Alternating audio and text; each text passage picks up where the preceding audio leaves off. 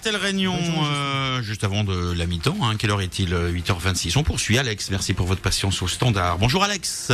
Bonjour Thibault, bonjour Eric Michel, bonjour Monsieur Terre, bonjour Monsieur Rabou. Bonjour Alex. Bonjour Alex. Et bonjour à tous les auditeurs. Je vais essayer d'être un peu plus équitable que Jocelyne. Je vais, même si vous avez Monsieur Père, vous allez avoir l'impression d'en prendre pour vous, mais c'est pas grave, vous savez, mais votre ami Monsieur Rabou doit se sentir concerné. Alors moi, je vais vous parler du budget du candidat sortant qui a été présenté en conférence de presse hier. Donc, je veux d'abord lui rendre hommage. Tiens, ça va vous rendre service au sujet de la nouvelle route du littoral. Il a prévu dans son budget une enveloppe de 600 millions d'euros pour les éventuels dépassements, bien qu'il confirme qu'il n'y en aura pas. Il n'y a aucune raison qu'il y en ait, mais bon, entre nous, il n'y a jamais dans l'histoire de grands travaux sans gros dépassement de budget. Donc, il est sage de prévoir 600 millions d'euros de budget supplémentaire. Prévenir, c'est guérir, effectivement. Voilà, je ne sais pas si ça sera suffisant, mais bon, voilà. Le budget global s'élève à 4 milliards d'euros en nouveaux investissements, en plus des engagements déjà pris depuis 2010. Voilà. Vous avez de bonnes lectures. Voilà, très bien. Et je vais même faire une bonne lecture parce que j'ai vu beaucoup de commentaires mal placés dans la presse. Je vais aussi là prendre votre défense, Monsieur Père. Il y a un gros titre, il y a un gros titre dans la presse qui dit 1 milliard consacré à la finalisation du chantier de la NRL. Donc il y a des gens qui se sont dit quoi, 1 milliard de plus? Non. Là je le défends, c'est le milliard qui était prévu qui reste à payer pour le chantier. Bon. Voilà, il y a à peu près 500-600 millions qui sont engagés. Il reste effectivement 1 milliard.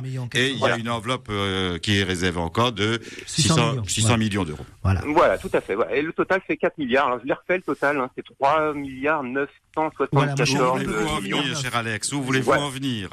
Ça fait 974. Bon, le problème, c'est que il admet dans sa conférence de presse que sa capacité d'intervention est de 170 millions d'euros par an. C'est le chiffre que je vous avais annoncé il y a quelque temps. Je vous disais, il y a un tableau de répartition des investissements jusqu'à 2021. Tout à fait. Voilà. Donc 170 millions d'euros par an fois 5 ans, ça fait même pas 1 milliard. Donc il y a un peu plus de 3 milliards qu'il va falloir aller trouver quelque part. Et donc, allô, la banque. Voilà, on va surendetter la région une fois de plus. C'est annoncé par Didier Robert. Il ne pourra pas dire qu'il ne nous avait pas prévenus. Et c'est pareil chez tous les gros candidats. Aujourd'hui, ils vous promettent des choses insensées, des grands travaux et tout, alors qu'on commence à s'endetter et on va plonger. Aujourd'hui, il y a des tas de communes en métropole qui sont en faillite, des communes. Et ben bientôt, l'échelle d'après, ce sera la région, si on laisse faire. Par ailleurs, Monsieur Didier Robert annonce pour faire plaisir au patronat, je suis un patron, donc je suis conscient de ce qu'il annonce. Il annonce des diminutions de charges sociales, du RSI et de l'impôt sur les sociétés. Oui. Pour un total de 340 millions d'euros. Mais Monsieur Robert semble oublier que nous sommes dans l'Union européenne, qu'il ne peut pas décider de ça tout seul, et que d'ailleurs l'Union européenne nous réclame 50 milliards d'euros d'économies.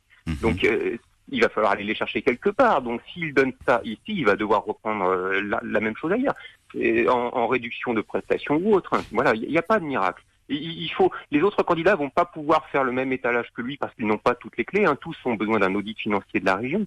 Il y a un petit candidat qui le dénonce que je ne citerai pas, contrairement aux prédécesseurs. Voilà. Par contre, moi, je voudrais appeler le premier auditeur aujourd'hui, qui a appelé Jean-Patrick, à ne pas s'abstenir. En s'abstenant, il fait exactement ce qu'on attend de lui, c'est-à-dire maintenir le système en place. Merci Alex. Allez voter, allez regarder les petites listes, il y en a des intéressantes. Merci en tout cas de votre intervention. Bonne journée à vous. Bonne journée, à très bientôt. Au revoir. Merci à vous. On poursuit dans 20 secondes juste après une courte pause avec Thierry et Olivier.